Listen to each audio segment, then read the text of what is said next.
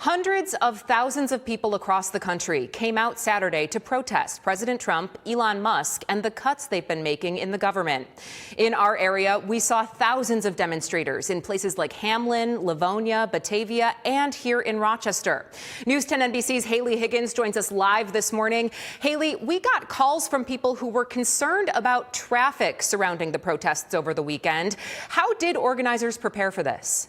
Well, Emily, we're told by the city that they reached out well in advance to let the city know. And now the first thing that city reps told us when we reached out is that protesting is a First Amendment right. And while this one was marketed and clearly labeled as a peaceful protest, a peaceful demonstration, it was still meant to get attention and to spread that message. That's why it started at Cobb's Hill as a rally and then turned into a march down through Monroe Avenue into downtown Rochester.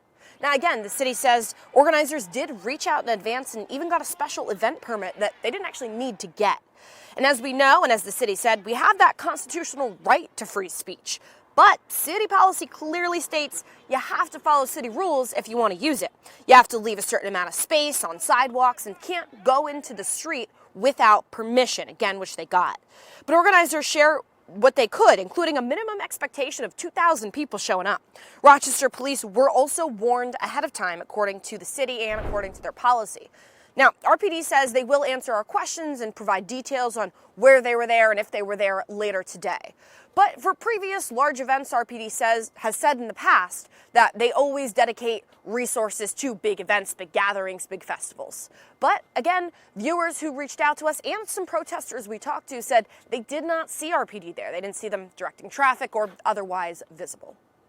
Thank you, Haley. And you just mentioned that it was referred to as a peaceful protest. To your knowledge, were there any crimes or property damage? No, as far as we could tell, there were no crime reports related to this demonstration. Live on the News 10 NBC Skydeck, Haley Higgins, News 10 NBC Today. All right, Haley, thank you.